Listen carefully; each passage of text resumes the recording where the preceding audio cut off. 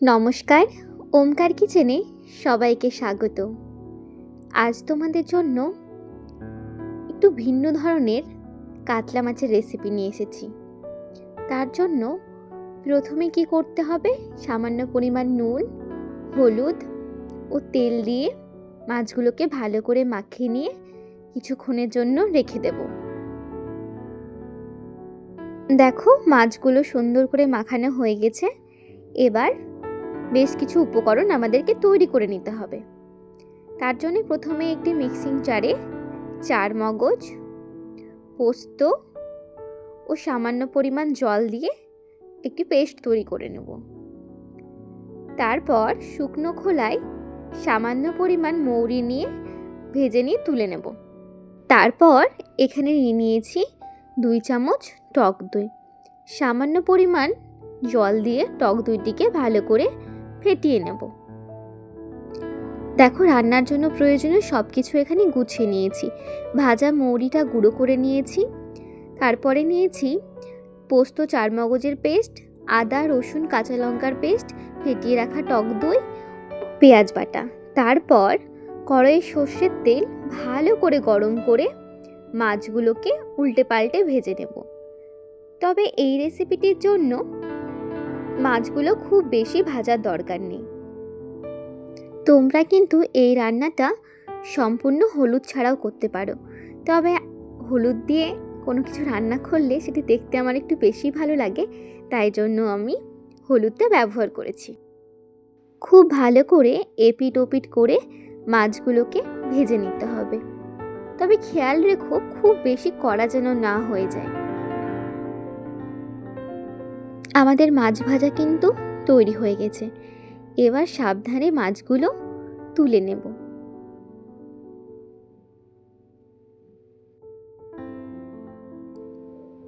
এইভাবেই একে একে সমস্ত মাছগুলো ভেজে উঠে নেব। মাছ ভাজা হয়ে গেলেই ওই তেলে দিয়ে দেব এলাচ, লবঙ্গ, সামান্য পরিমাণ কাঠ মশলা, তেজপাতা, গোটা জিরা ও শুকনো লঙ্কা ফোড়নে।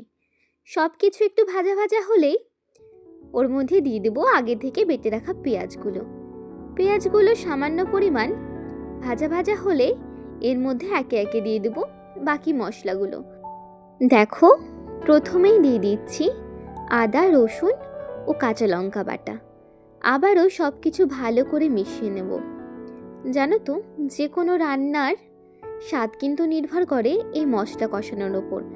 যত ভালো মশলা কষাবে ততই কিন্তু সুন্দর রান্না হবে। দেখো, তারপর এখানে দিয়ে দিয়েছি ওই আগে থেকে ভেজে রাখা মৌরি গুঁড়ো ও সামান্য হলুদ গুঁড়ো।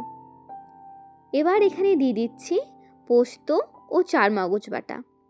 আবারও একই ভালো করে সব কিছু মিশিয়ে নেব।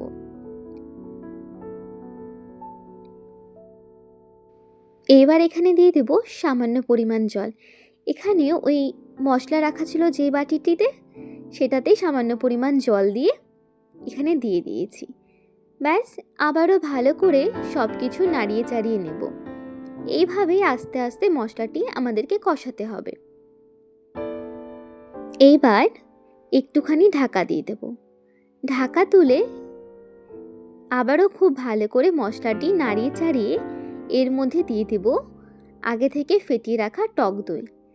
আচ্ছা, তোমাদের একটা কথা বলে দিই, টক দই দেওয়ার সময় কিন্তু অবশ্যই গ্যাসের ফ্লেম একদম কম রাখবে, নয়তো কিন্তু দই থেকে ছানা কেটে যেতে পারে। দেখো, এখানে খুব ভালো করে মশলার সাথে টক দইটা মিশিয়ে নিয়েছি। আমাদের মশলা কষানো কিন্তু একদম রেডি। এবার এখানে দিয়ে দেব পরিমাণ মতো গরম জল। অবশ্যই গরম জল ব্যবহার করবে, তাতে করে রান্নার স্বাদ আরও দ্বিগুণ হয়ে যাবে। এখানে তোমরা তোমাদের প্রয়োজন মতো গরম জল ব্যবহার করবে। যতটা গ্রেভি তোমরা চাইছো ঠিক ততটাই গরম জল ব্যবহার করতে পারো। আজ আমি এই রান্নাটি খুব অল্প গ্রেভিযুক্ত করতে চাইছি, তাই জন্য অল্প পরিমাণেই জল ব্যবহার করেছি। এইবার এখানে দিয়ে দেব প্রয়োজন মতো নুন। নুনটাও তোমরা তোমাদের পছন্দ মতো স্বাদ অনুসারে দিতে পারো। এবার একটুখানি ঢাকা দিয়ে দেব। বেশ কিছুক্ষণ পর ঢাকা খুললেই দেখতে পারবে ঝোল কিন্তু আমাদের ফুটে এসেছে আর ওপরে কিন্তু তেলও ভেসে উঠেছে। এবার আমরা একে একে আগে থেকে ভেজে রাখা মাছগুলো দিয়ে দেব। সম্পূর্ণ মাছগুলো দিয়ে দেওয়া হয়ে গেলে আমাদের কিন্তু আর খুব বেশি নাড়াচাড়া করা যাবে না, তবে কিন্তু মাছগুলো ভেঙে যাওয়ার সম্ভাবনা থাকে। দেখো এখানে একে একে সমস্ত মাছগুলো দিয়ে দেওয়া হলো। ব্যাস হালকা হাতে একটুখানি নেড়ে নিয়ে আবারও কিছুক্ষণের জন্য ঢাকা দিয়ে দেব। বেশ কয়েক মিনিট পর ঢাকনা খুললেই তৈরি হয়ে যাবে আজকে আমাদের রেসিপি দই কাতলা। আচ্ছা, তোমরা তো দই কাতলা অনেকে অনেকভাবে খেয়েছো, তবে একটিবার এই রেসিপিটি ট্রাই করে দেখো।